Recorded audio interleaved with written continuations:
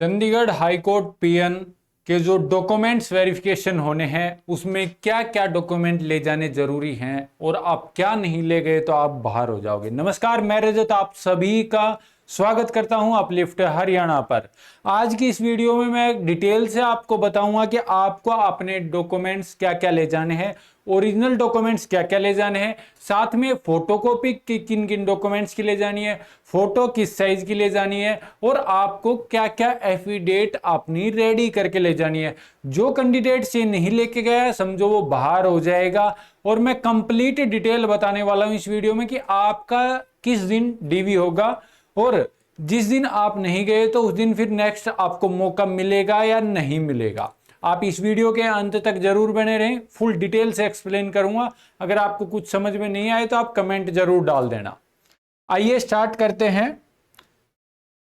सबसे पहले तो बताया हुआ है कि आपको जाना कहां पे है। इसके अंदर टोटल पोस्ट 235 थी, 235 पोस्ट हैं। इसके अंदर 235 पोस्ट हैं जिनके ऊपर कैंडिडेट सिलेक्ट किए जाएंगे। टोटल 461 समथिंग कैंडिडेट्स को बुलाया जा रहा है डीवी के लिए। 235 पोस्ट हैं और इनको बुलाया कहां जा रहा है। Honourable Punjab and Haryana high court Chandigarh shall be checked. कब चेक किए जाएंगे? 12/5/2026 से लेके और 14/5/2026 तक। मतलब अभी कुछ दिन बाद जो 12 तारीख आएगी और 14 तक 12, 13 और 14 को आपके डीवी होंगे। ठीक है। रिक्रूटमेंट सेल कहां पे है? 3rd floor old district court building, sector 17। जहां सेक्टर 17 बोला जाता है, जो बस स्टैंड है वहां पे है आपका ये old district court building, sector 17 Chandigarh. The schedule date time for testimonial checking attached here with this notice. इसके अंदर बताया हुआ है वो सारी चीजें आपको लेके जानी है। आपको एड्रेस समझ में आ गया कहां पे है? ठीक है। अब बात आती है आपको लेके क्या क्या जाना है। Candidate must bring following document in original along with one set of self-attached copy document at the time of testimonial checking. इस टाइम के ऊपर आपको एक जो डॉक्यूमेंट्स मैं बताने वाला हूं जो इस लिस्ट के अंदर दिए हुए हैं, ये लिस्ट भी बताऊंगा आपको लास्ट में कि ये आपको कहां मिलेगी। ये लिस्ट कैसे आप जाके इस लिस्ट में जाके अपना निकलवा के और फिर एक एक डॉक्यूमेंट आप अपना चेक कर लेना कि इसके अंदर क्या क्या है और मैं क्या क्या मेरे को रेडी कर लिया और क्या बच गया वो भी मैं इसके अंदर इस सेट में लगा दूं। इसके बाद है कि जो आपको एक कॉपी है वो one set of self attest copy documents की लेके जानी है। ठीक है। ठीक है। उसके बाद जो सबसे इंपॉर्टेंट है कि आपको किस वे में अपने डॉक्यूमेंट्स को फाइल के अंदर लगाना है। सबसे पहले तो आपके पास proof of date of birth.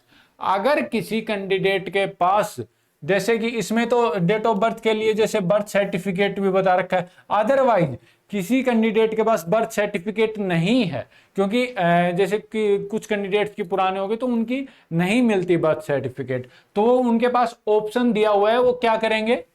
Matriculation certificate showing date और डेट ऑफ बर्थ जो, और ये वेरीफाई किसके होना है? इशूड बाई, जो डेट ऑफ बर्थ की जो सर्टिफिकेट है ये इशू कहां से होनी चाहिए?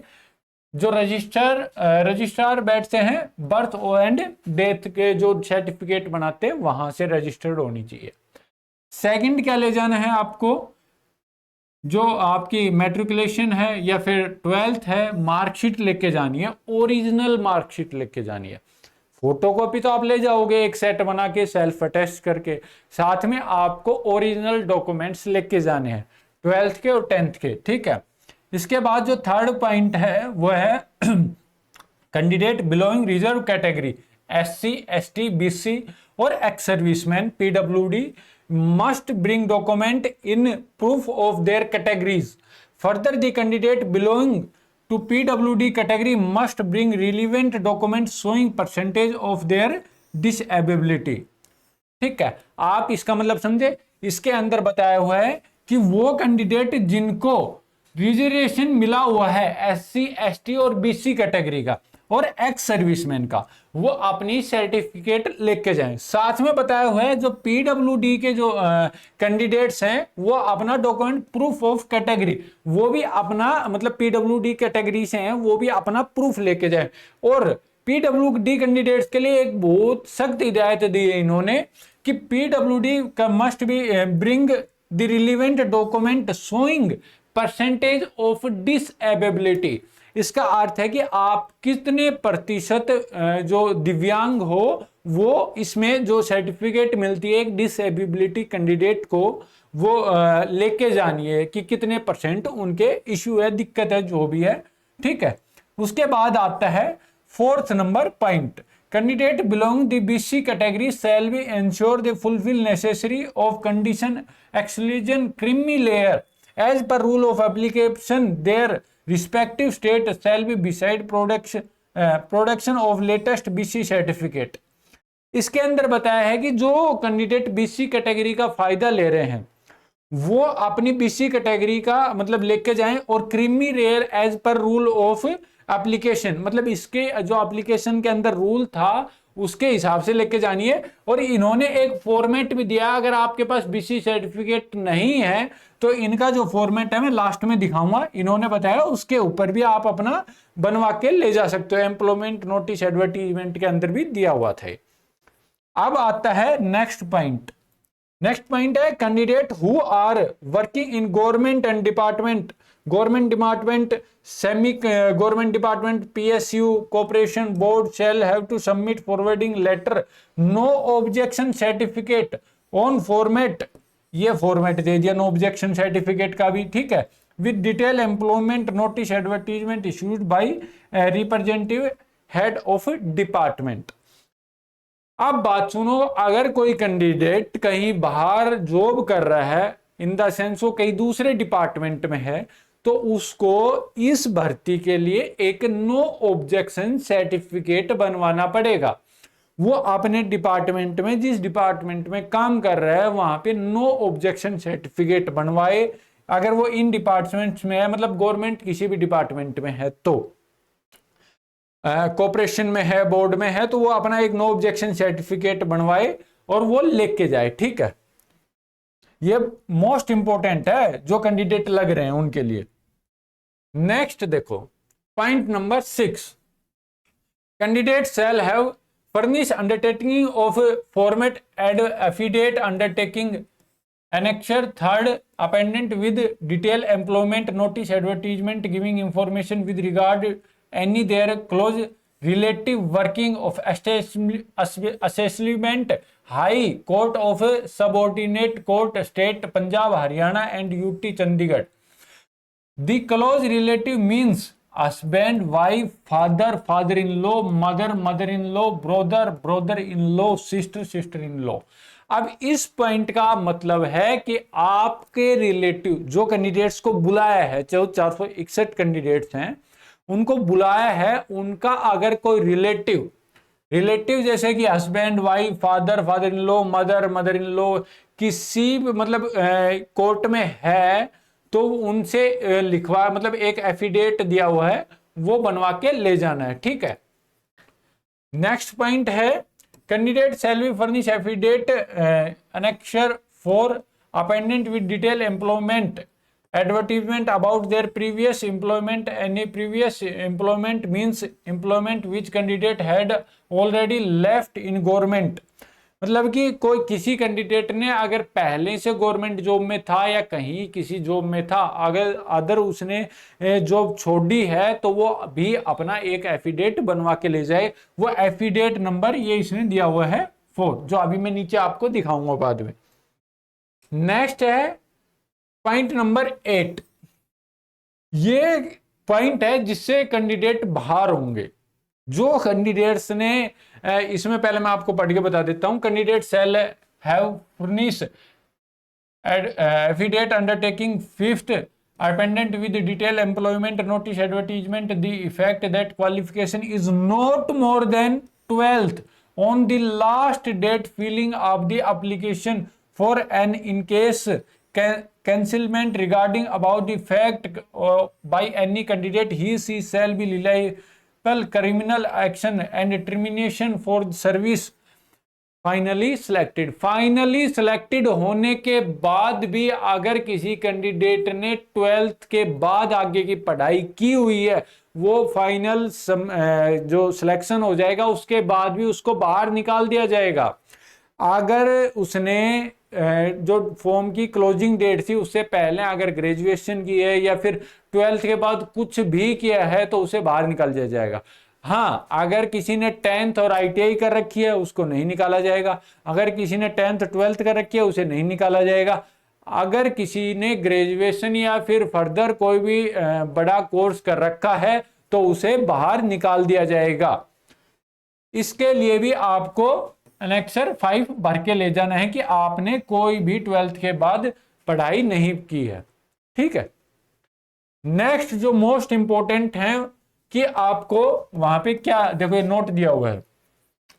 सबसे पहले तो आपका वहां पे जाके biometric candidate shall be verified the testimonial checking, वहां बायोमेट्रिक होगी सबसे पहले तो आपकी।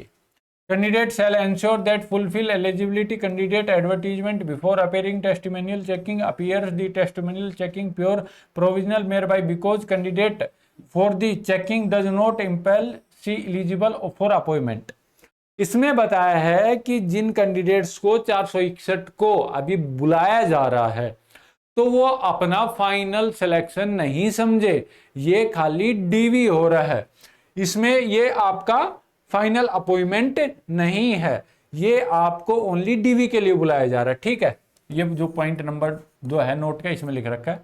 थर्ड क्या है, candidate must bring the two latest passport size photograph.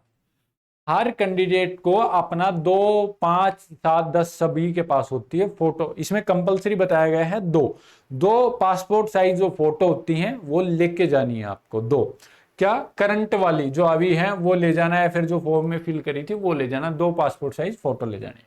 ठीक है, पॉइंट नंबर 4 क्या है, if candidate fail produce original certificate और fail appear testimonial checking date fixed it में result cancellation her candidature has been post for pure.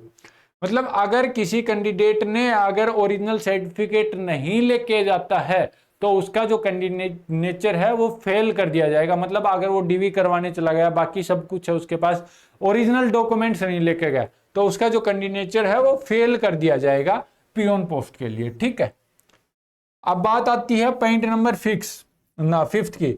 ये बहुत important है कि जो the date and time venue testimonial checking shall not be change in any circumstances. इसका मतलब है कि आपका जो डेट और टाइम और वेन्यू है वो चेंज नहीं किया जाएगा, जो इस नोटिस में दिया है वही रहेगा सेम। आपको उसी, जैसे 12 तारीख का किसी कैंडिडेट का है तो उसे 12 को ही पहुंचना है, वो 13 को मत जाना।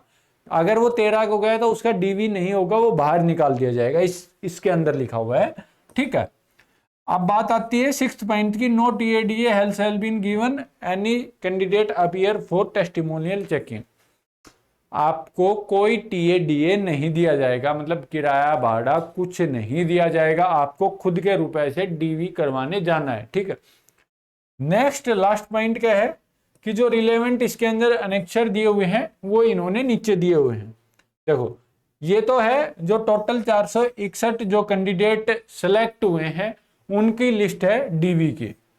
अब बात आती है कि आपको ये जो नोटिफिकेशन है और ये जो देखो ये जो एफिडेट हैं ये सारे आपको कहाँ मिलेंगे, ये आपको कहाँ मिलेंगे, मैं डिस्क्रिप्शन के अंदर टेलीग्राम चैनल का लिंक दे दूंगा, आप टेलीग्राम को जाके ज्वाइन कर लेना। मैं वहां पे ये नोटिस डाल देता हूं, अभी ये वीडियो खत्म हो रही है, आपके पास जब ये वीडियो पहुंचेगी इतने वहां पे नोटिफिकेशन डाल दिया जाएगा। ठीक है, आप वहां जाके अपना नोटिफिकेशन निकलवाना और जिस कैंडिडेट को इन एफिडेट्स की जरूरत है वो अपना अपना एफिडेट वो पेज नंबर देखे और निकलवा ले।